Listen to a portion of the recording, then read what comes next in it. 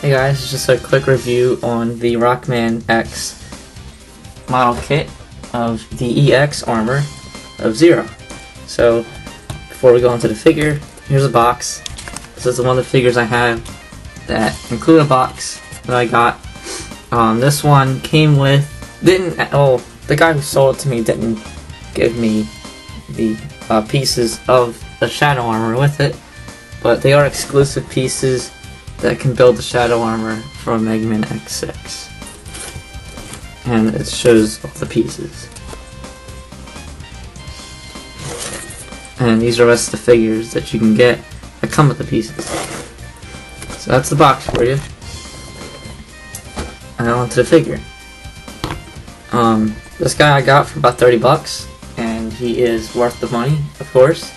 Anyone who's a Mega Man collector should take it in consideration of buying it. If he's above maybe about $60, $50, he's not worth it at all. Basically any model kit that's above maybe 70, if they were brand new, they're not worth it, in my opinion. But if it's like a lucky draw kit, or maybe the ride armor, then it's acceptable maybe. But you really have to be desperate for money if you're selling them for that much money. But besides that, onto the figure. It's basically just Zero, except with translucent armor with a different buster and different shoulder pads. The one I got came with all the pieces, including extra pieces, which I used to assemble my own personal Mega Man figure. So let's move on to what he came with. He came with 2 extra shoulder pads, which are his regular shoulder pads. He came with his saber, of course.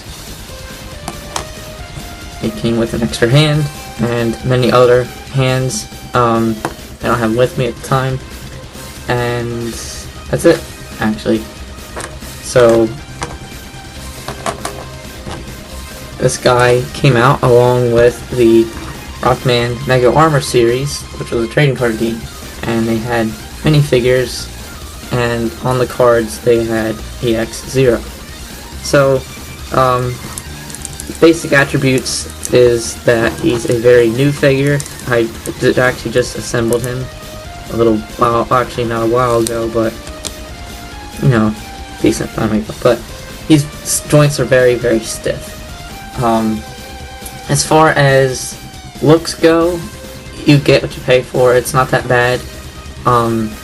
It could be better compared to the Gia armor, which had very little stickers.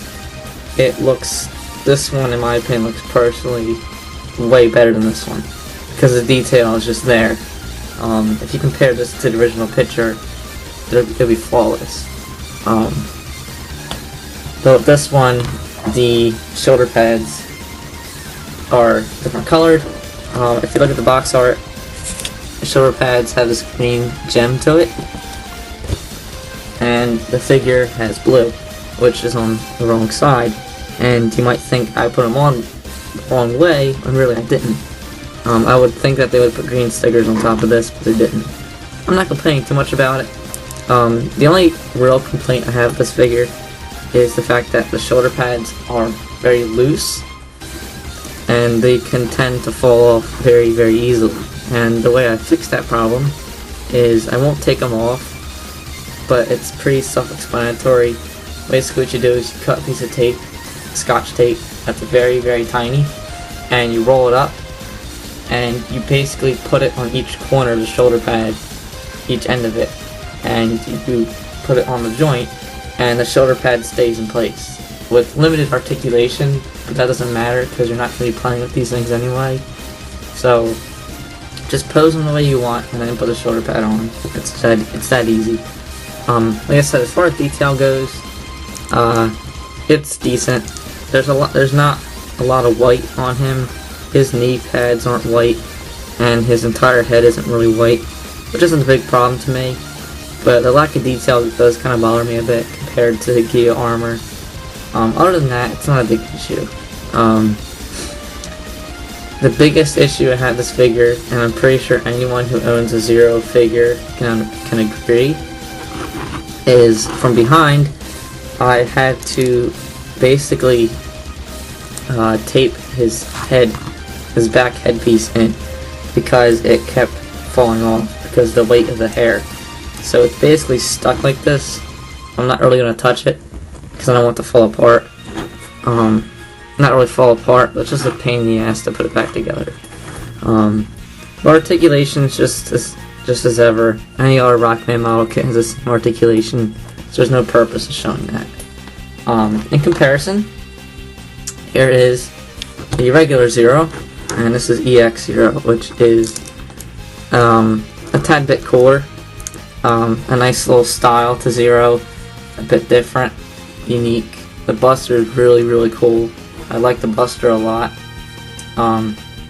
But while I'm on it, I might as well review the Irregular Zero. So, onto the box. This guy I bought brand new when I was a kid. About at least a good 5 or 6 years ago I've had this guy, and man is he awesome. When I was a kid, this was my favorite model kit, and it still is to this day because he is so well built and he came in very good condition. And I did get him brand new, so I had to put him together myself. As far as he goes, I did play with him when I was a kid, so a lot of his articulation and his joints are very kind of messed up. But as far as details go, this is the best one. Every little detail of Zero is correct and well thought out and well painted and stickered. So the only thing is this part's actually gray on the Buster, but it's not a big deal. The biggest issue with this figure is the same issue with the other one. This one, his back piece kept coming off and his back helmet piece came off, so I secured it with tape, and you know, it won't come off anymore.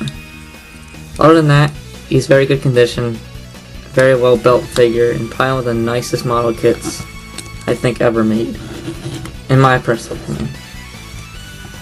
And that concludes the review of the Rockman Zero model kit.